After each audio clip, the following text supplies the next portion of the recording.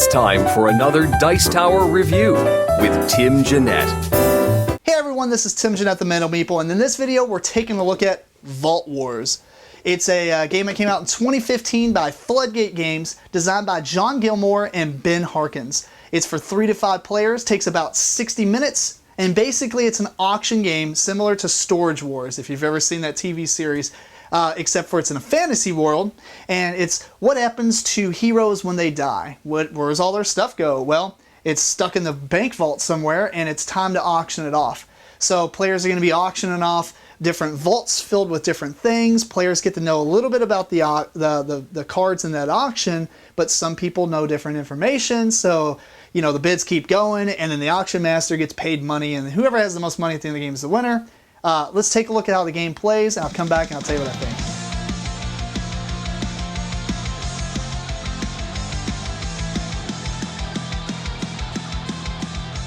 So here we have most of the components to Vault Wars.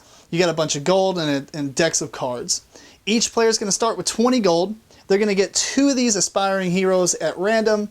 In this case, we'll say these 2 is what the player gets.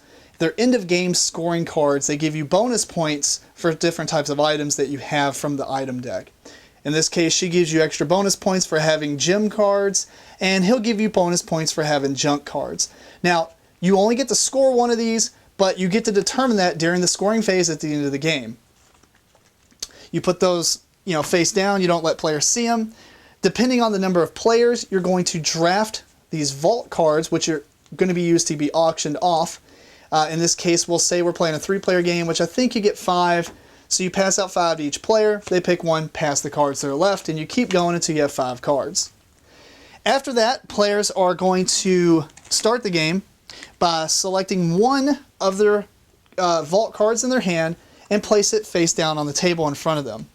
After all players have decided which card they want to play, they're going to flip these over.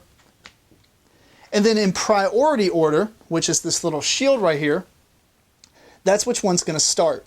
In this case, we have the Dwarven Lockbox. So the player who played this is going to become the auction master, and they're going to start the starting bid. Before we do that, though, we look at these 3 symbols here.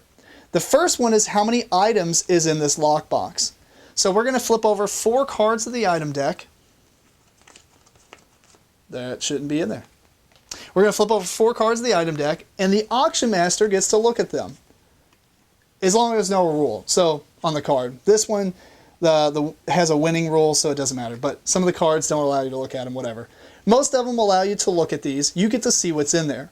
Now, probably, I think it's like 30 cards in this deck, and this deck is pretty thick, so it's probably about half or so are junk cards. These junk cards are not worth money. So if we look at it, at the bottom left, you have how much you can sell it, because between each round, you get to sell cards if you don't want them to get more money to bid with. At the end of the game, they're worth that many gems. It shows you how many cards are in the deck, so in this case 30, and there's extra things on the right, which are usually symbols that match the type of card they are, so you can easily flick through the cards and find them. We'll come back to these items in a minute, but let's just say we have this Dwarven Lockbox. We get 4 cards out. One of these, which is this gold treasure chest, is going to be revealed. So you get to choose, as the auction master, which one gets revealed. Say, I really like this, so I'm just going to try to play it off like there's junk maybe. I don't know. Strategy-wise, you can do whatever you want, but let's just say we put the junk face up. Or better yet, let's just say we might want to make it a little bit decent for bidding. We'll put this helmet face up. Everybody knows that helmet's going to be in this reward if they win this lockbox. On top of that, the little telescope here shows that each player gets to look at 1 card at random. So you shuffle the rest of the cards, you pass them to your left, that player gets them, looks at one, says, it's only got junk, maybe the rest of the cards are junk. Shuffle them, pass them to the next player, who looks at another card. He sees an emerald. He thinks that's a pretty good, helmet emerald. Who cares what these other 2 cards are? You pass them out, whatever. You keep doing that for every player. These come back to the auction master, and they just kind of sit here. Some of them have different abilities. This one, just if you win it, the player gets to keep this as a dwarven item, which might matter if your aspiring hero says that you get extra bonus points for dwarven items. But now you're going to start the bidding. Starting with the auction master, he's going to set the bid. Say I say 6, whatever. We go around the board. If everyone passes, the auction master wins the bid, gets all the items, pays the bank. If the next player or any other player bids on the lockbox, then the auction master is out for that round, but everyone else gets to continue bidding on this thing. So if you want to win it as the auction master, you have to start really high. It could backfire on you, but whatever. Anyway, so say somebody else says 5, and it goes around and says 6, somebody says pass. It's going to keep going around the players until everyone passes. However, if it comes back to you, say it was a 4-player game and these 3 are bidding. He says 5, he says 6, he says pass. You know, he's got 6, so this one says 7, he says 8.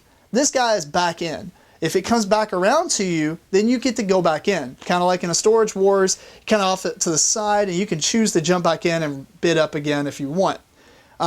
If every player passes in a row except for one, then the auction ends. He will pay, say this player won, he will pay the auction master the money. So that's why you also want to bid high, or set maybe a high starting price, or maybe put something good out there that players are going to see, so that they will bid a lot of money on that and get you a lot of money. After that, you go on, that player is going to collect these items. So let's go ahead and go over these items.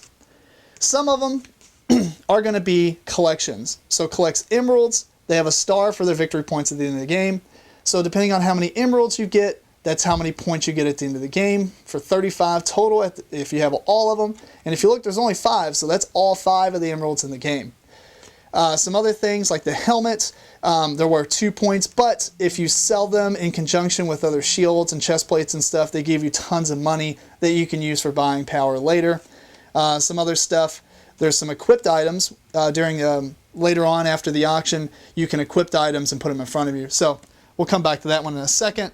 Anyway, each player is going to auction off their vaults. Once all the vaults have been auctioned off, that ends that portion of the round.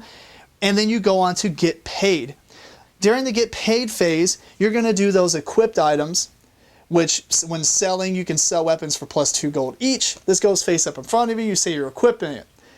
Now the bad thing is, this cannot be worth, you can't sell it later, can't unequip it, and you cannot score those 3 points. So later in the game, it might not be as useful, but the first round of the game, maybe. You put this face up in front of you, it's pretty much set as an equipment and will no longer score you points. After that, you're allowed to sell items. Say, for instance, you need money. You can sell items for the cost down here, or some of them have when selling and you get extra points if you sell certain combinations of stuff. That gets you more money to bid with. And then if you are low on money, if you are lower than 12 money, you can visit the loan shark. The loan shark basically says after selling or after storage fees, which we'll get to, if you have less than 12, you may collect 12 from the bank, but you get a corruption token. More on those later. After all that, players are going to go to the end of round in which they have to pay storage fees. So all the items that players have won throughout the game, not just that round, but even previous rounds, are sitting here in front of you in a pile. In this case, this player has 3 cards. Now, one thing is, the junk items, you can pretty much junk them for free. However, as you've seen at the beginning of the game, we have the card that allows us to get points off junk items, which is pretty cool, so maybe we'll keep those. You pay 1 gold per card in your items that you're keeping in storage, not the items that you've equipped. So in this case, we're going to pay 2 gold, and this allows you to store 3 junk items for 1 gold. You reveal those, and you're going to store those. So they basically sit face up in front, or face down in front of you. And then after that, each player is going to take another one of their vault cards, play it face down. You go through the same thing. You're going to collect more items throughout that round, which go in your junk or your storage fee. So as you can see, you start needing more and more money to keep the items you have. Now at the end of the game, you flip these over, you count up how many points you have, and you reveal one of your 2 aspiring heroes, and you gain bonus points based on what they have.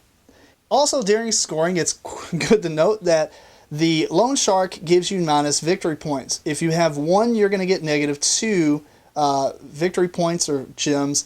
And if you had 2 of them, they're -3 apiece. And if you have 3 or more, they're all -4 apiece. So you definitely don't want to use this loan shark as much as possible, but sometimes you don't really have a choice. And whoever basically has the most points is the winner of the game. A sort of expansion, this is an optional deck of worker cards. Worker cards are going to get shuffled, and you're going to place them on the table, and you're going to flip 5 of them out. Now what this does is after players have secretly chosen their vaults and played them face down and flipped them over, whoever has in priority order of the number that you have here, you're going to pick one of these workers if you so choose. You're going to pay money equal to its position. The furthest away card is 1 gold, 2 gold, 3 gold, 4 gold, 5 gold, and when you buy one, they basically cycle down and flip over. But basically, they give you cool abilities like this one. Before selling, you can discard to buy 1 weapon or armor from the trash. You pay its cost. There's some other ones that allow you to peek at additional items, such as before peeking, you can discard this to peek at additional items. There's also some that if you're the auction master, you can play it, and you get to stay in that whole time and bid. You don't just set that first bid and then you're either winning it or not. So, pretty cool addition. I don't recommend playing with this at first, but afterwards, maybe after your first game or even after your second game, it's very cool to add in. Lastly is the best component ever provided in a game, and it's the winner card. Master of Auctions. You hold this up with your shiny face and your beautiful smile, and you take a picture and you tweet it out or share it on Facebook, and I just thought that was a really cool addition, and I've already used it, so awesome. This game is straight up a home run for me. I mean, out of all the games at Gen Con 2015, which is where this released at, this was probably my most sought after game, and I thought I was going to like it, but man, I love this game. The auction mechanic is just great, you know, because each player gets to know a little bit about that auction, but they really don't know if they saw some good cards or bad cards. You know, why is he bidding a lot of money? Is he just fooling everyone? Just like Storage Wars, you could sit off in the background, you'd be like, I don't want it. Comes back around to you and you're like, 20. People are like, what's he doing? I mean, it's just, I really like Storage Wars, and this portrays that aspect in an amazing universe as, you know, fantasy, because it's kind of like, it's a really cool take on it. He could have just did a Storage Wars type game, but the fantasy thing just really fits, and it's hilarity. I mean, you know, just because it's like a hero dies, what happens with his stuff? Well, we're going to auction it off. It's great. I like it. I think that the more players, the better, just because you have more people to go around and bidding, though I will say that it's easier to fall really hard behind if you don't win auctions, because for the most part, the amount of vaults in each game, depending on 3, 4, or 5 players, are the same. It's like 15 or 16, but it just seems like it goes through more people, and less players, you're going to win more stuff, and it's probably going to be a little bit more even though maybe in a 5-player game, there's 1 or 2 people that's kind of down, but the rest are kind of even. So that's just our experience. It might just be the way we're playing the game. Either way, I really like the workers. The workers are an aspect that I didn't get to see in the demo when we did it at Gen Con, but as we played it at home, I mean, those little guys that go out in the middle, and you know, buy them for a gold or 2 or 3 or 4 or 5, and they add just a little bit of flavor to the game to, you know, well, I'm going to look at 2 more cards this turn. Oh, now you know he's looking at like 4 or 5 cards. He knows a lot of information. So what's he doing? It's just, those are really cool. I don't think they're necessary, and I definitely don't think you should play with them for probably the first 1 or 2 games. Or if there's players that are new and then you have played the game, I think you can really jump ahead with those sometimes, depending on the player and which ones you buy.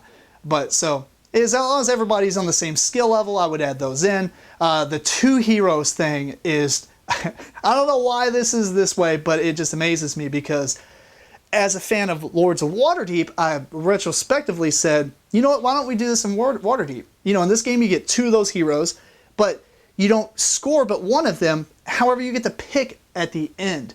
That's just cool. I really like that. I kind of think I'm going to go back to Waterdeep and do the same thing. I don't know if it's designed well enough to withstand that, but it's a cool idea. You know, you get 2 of those and you're picking 1 that you're going to score off of. I love it. But above all, the best thing to ever be added to this game, and please correct me if this is not the first time, that winner card. When you win, you take a picture of yourself, you post on Facebook or Twitter.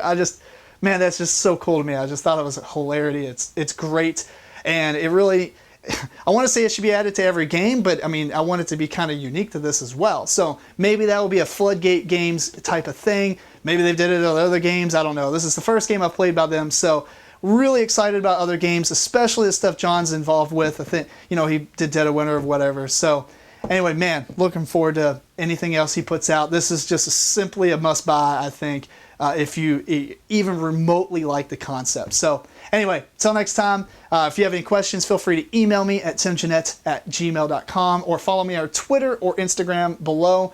And until next time, keep on rocking, rolling dice. Thanks so much for watching the Dice Tower videos. Find more great videos and reviews as well as our top-rated audio podcast at dicetower.com. You can also find other great shows at dicetowernetwork.com. I'm Eric Summerer, and you've been watching The Dice Tower. The Dice Tower is sponsored by Cool Stuff Inc., where you can find great games for great prices. Cool stuff in stock. Check them out at coolstuffinc.com.